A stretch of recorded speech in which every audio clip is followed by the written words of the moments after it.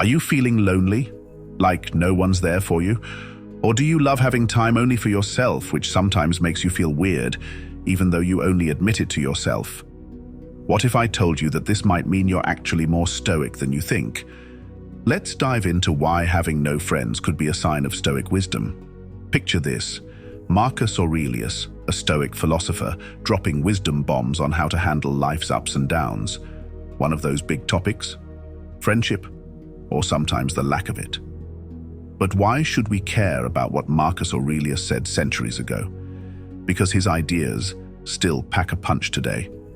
We're all dealing with stress, pressure, and sometimes feeling lonely or disconnected. Stoicism gives us real tools to tackle those feelings head on. So buckle up, because we're about to dive into why having no friends might just make you more of a stoic than you think. Let's talk about true friendship, the real deal. Not just those superficial connections we sometimes settle for. According to Stoic philosophy, true friendship is like the holy grail of relationships. It's not about just hanging out or having fun. It's about something deeper, something soulful. So what makes a friendship truly legit? Well, according to the Stoics, it's all about virtue. I know, sounds kind of fancy, right? But stick with me here. True friendships are built on things like trust, honesty, and loyalty. It's like having someone in your corner who's got your back no matter what, someone who's always going to keep it real with you. Let's break this down with a real-life example. Imagine you have a friend who's always there for you, someone you can trust completely. Last year, you went through a tough time, maybe you lost a job or had a rough breakup. This friend didn't just disappear or give you half-hearted advice.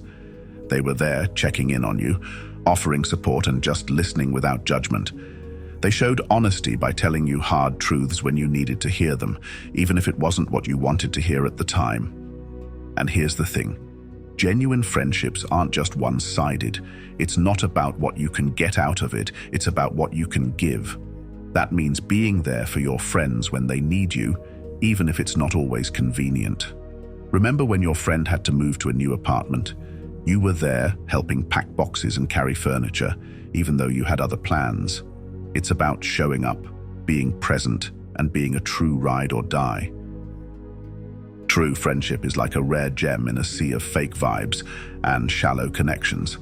It's about finding those people who see the real you and love you for it, flaws and all. And, hey, if you've got even just one friend like that, consider yourself lucky, because that's the kind of friendship Stoic philosophy is all about.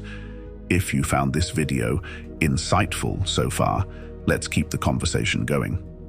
Drop a comment below about your own experiences with true friendship. Share this video with someone who needs to hear it.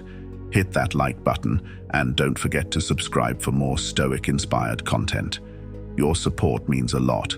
Now, let's flip the script and talk about the value of having no friends. Stoic philosophy has some real talk about solitude, and it's not as scary as it sounds. So picture this. You're chilling on your own, no squad, no crew, just you. According to the Stoics, that's not necessarily a bad thing. In fact, they were all about embracing solitude and being cool with flying solo. Why? Because it gives you the space to really get to know yourself, to figure out what makes you tick without all the noise and distractions. Let's look at a real-life example. Imagine you've always been part of a group, always surrounded by people. But then, for whatever reason, you find yourself alone. At first, it feels weird and maybe a bit lonely, but over time you start to see the benefits. You discover hobbies you never knew you liked, like painting or hiking. You start journaling and realize it's a great way to clear your mind.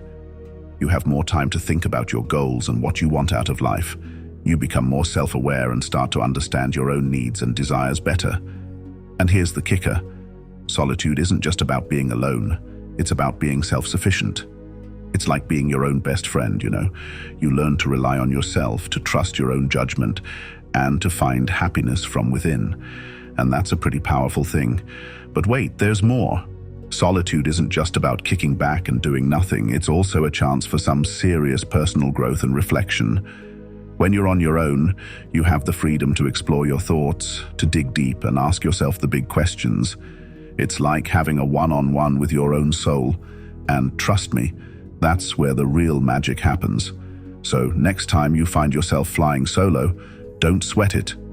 Embrace it, because according to the Stoics, being your own best friend might just be the coolest thing you can do. All right, let's talk about those weird connections, those friendships that leave you feeling more drained than fulfilled. We've all been there, right? Whether it's that friend who's always bringing drama or that buddy who's constantly putting you down, unhealthy friendships can seriously mess with your vibe. Stoic philosophy has got our backs when it comes to dealing with these toxic relationships. So picture this. You're stuck in this weird friendship that's just not serving you anymore. Maybe it's bringing you down or holding you back from being your best self. Whatever the case, Stoicism offers some real strategies for recognizing and ending these toxic connections. Imagine you have a friend who constantly criticizes your choices and makes you feel small. Every time you hang out with them, you leave feeling drained and doubting yourself. A key Stoic principle here is self-awareness. Take a step back and objectively look at how this friendship affects you. Are you growing and flourishing, or are you shrinking and losing confidence?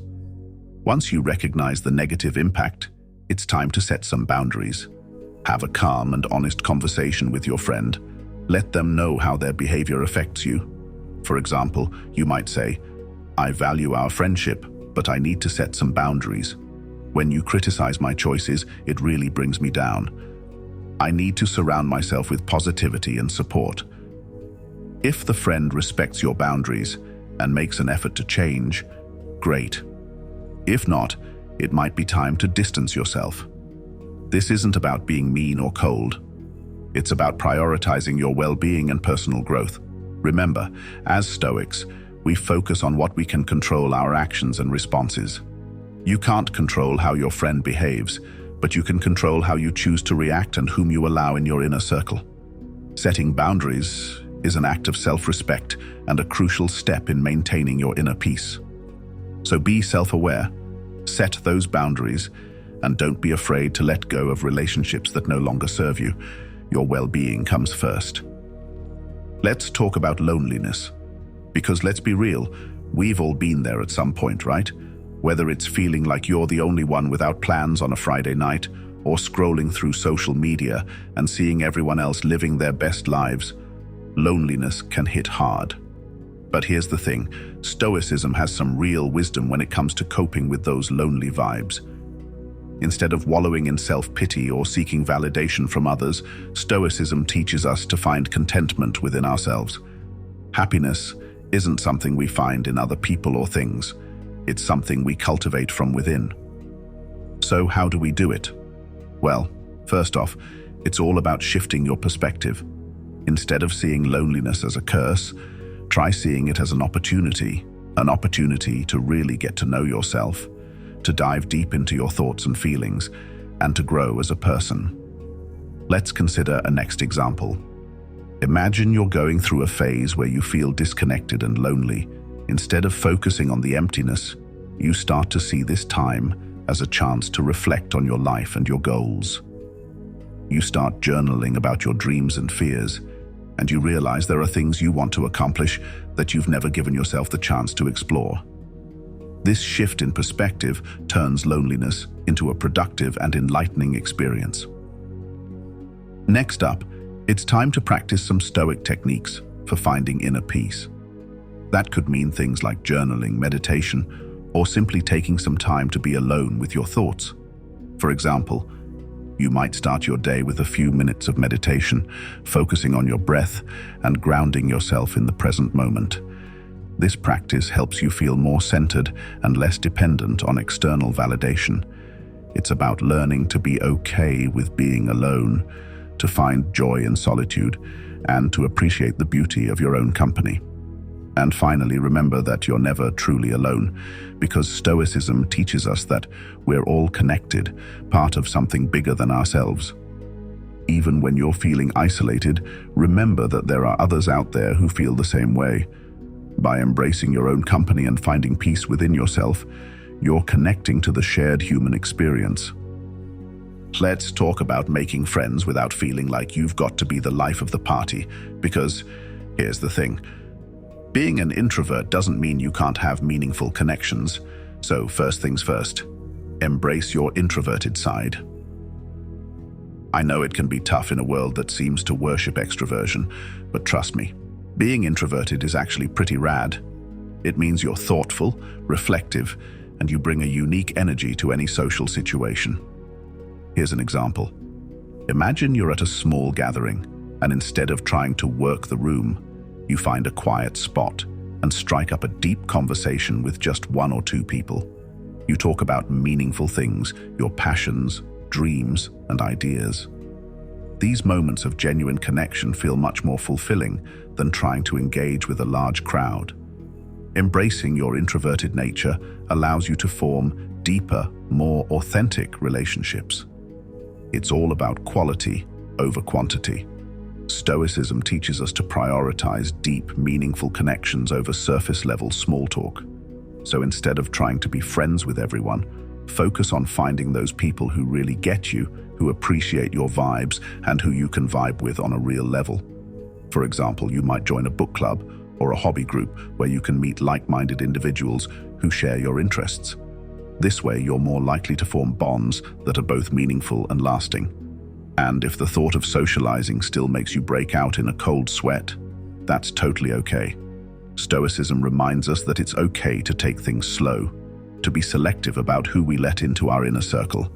So, don't feel like you've got to force yourself to be the life of the party. Embrace your nature, and the right friends will find their way to you.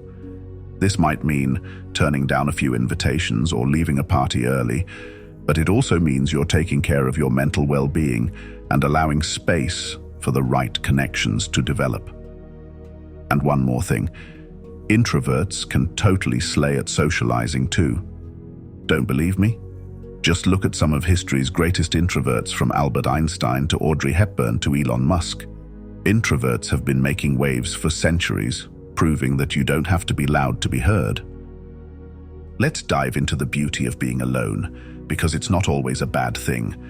In fact, Stoic philosophy has some real gems when it comes to finding peace and fulfillment in solitude. So picture this.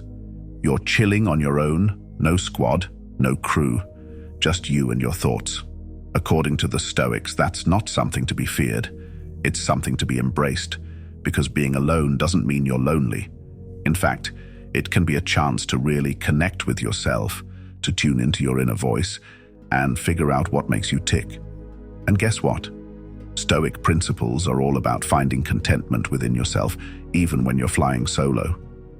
It's like having a party with just you and your soul, and trust me, it can be pretty lit. Stoicism teaches us to find joy in solitude, to appreciate the beauty of our own company, and to find peace in knowing that we're never truly alone. But don't just take my word for it. Let's hear from some of the greatest Stoic philosophers themselves. Marcus Aurelius, one of the big dogs of Stoicism, had some real talk about embracing aloneness. He said, "The happiness of your life depends upon the quality of your thoughts." And you know what? Dude was onto something, because when you learn to embrace solitude, you open yourself up to a whole world of possibility, a world where you're the master of your own destiny, where your thoughts become your reality. So yeah, next time you find yourself flying solo, don't sweat it. Embrace it, because according to Stoic philosophy, being alone can be the ultimate form of freedom. Now, let's dive into the world of virtual friendships. In today's digital age, we can connect with people from all over the globe without ever leaving our rooms. But how do these online connections stack up against real-life friendships? And how can Stoic philosophy help us navigate this new terrain? First off, virtual friendships can be just as meaningful as in-person ones. Sure, you might not be able to grab coffee together, but you can still share deep conversations, support each other, and build a genuine connection. The Stoics would say that what matters most is the quality of the relationship, not the medium through which it happens. Whether you're chatting through DMs or on a video call, the principles of trust, honesty, and mutual respect still apply. Now, Let's talk about how Stoic philosophy can guide us in forming and maintaining these online connections. One key idea from Stoicism is to focus on what you can control. In the digital world, you can control how you present yourself, how you communicate, and how you choose to engage with others. Be authentic, be kind, and be intentional about the connections you make.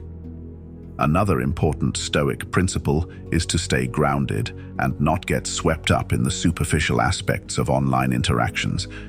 It's easy to get caught up in likes, followers, and the highlight reels people post. But remember, true friendship goes beyond the surface. Look for people who share your values, who are there for you in both good times and bad, and who are willing to have those real, meaningful conversations. So whether you're connecting with someone across town or across the world, remember to approach your virtual friendships with the same Stoic wisdom you would in real life. Focus on authenticity, quality, and mutual respect. And who knows, some of your most cherished friendships might just be a click away. Let's dive into the virtue of friendship from a Stoic perspective. The Stoics really knew their stuff when it came to understanding what makes a friendship truly valuable. They believed that the best friendships were built on wisdom, courage, and temperance. So what does that mean? Well, wisdom in friendship is about making smart choices, knowing who to trust, and being a good judge of character. It's about surrounding yourself with people who inspire you to be your best self. Courage is about standing by your friends through thick and thin, having the bravery to speak the truth, and sticking up for what's right, even when it's hard. And temperance, that's about balance and self-control, not letting petty arguments or misunderstandings ruin a good thing. Stories from Stoic literature highlight these virtues beautifully. Take the friendship between Seneca and his friends, for example. Seneca was a Roman Stoic philosopher who believed that true friends help each other grow in virtue. He once said, "One of the most beautiful qualities of true friendship is to understand and to be understood." This means that real friends get you and accept you for who you are, faults and all. True friendships are rare gems. They're the people who see you at your worst and still stick around, the ones who celebrate your victories and lift you up when you're down. Stoic philosophers teach us that these kinds of friendships are incredibly valuable and should be cherished. So take a moment to appreciate the true friends in your life. They're worth their weight in gold. In a nutshell, Stoic lessons on friendship remind us to value the depth and quality of our connections. Wisdom, courage, and temperance are the keys to building and maintaining friendships that stand the test of time. So go out there and be the kind of friend you'd want to have, because true friendship is one of life's greatest treasures. All right, let's get real about letting go of friendships. Sometimes, no matter how much history you have with someone, you realize that the friendship just isn't working anymore. Maybe it's draining you, causing stress, or holding you back. It's tough, but Stoicism has some solid advice for dealing with this. According to Stoic philosophy, sometimes you need to let go of friendships that no longer serve you. It's not about being cold-hearted. It's about recognizing what's best for your well-being. Marcus Aurelius, one of the big Stoic philosophers, said, "Accept the things to which fate binds you, and love the people with whom fate brings you together, but do so with all your heart." This means appreciating the good times you've had, but also understanding when it's time to move on. Detachment and acceptance are key to maintaining inner peace. Detachment doesn't mean you stop caring about your friend. It means you're not allowing their actions or the state of the friendship to affect your happiness. It's about seeing things clearly and accepting reality as it is. Sometimes people grow apart, and that's okay. It's part of life. Ending a friendship can be hard, but remember, it's about protecting your mental and emotional health. Stoicism teaches us to focus on what we can control, our own actions and reactions. You can't control how someone else behaves, but you can control how you respond. If a friendship is bringing more harm than good, it's okay to let it go. Think of it as clearing space for new, healthier relationships to enter your life. So if you find yourself in a friendship that's no longer serving you, take a page from the Stoics. Accept it. let go with grace, and focus on the friendships that truly bring you joy and support. Your peace of mind is worth it. If you found this video helpful, don't forget to like and subscribe for more Stoic content.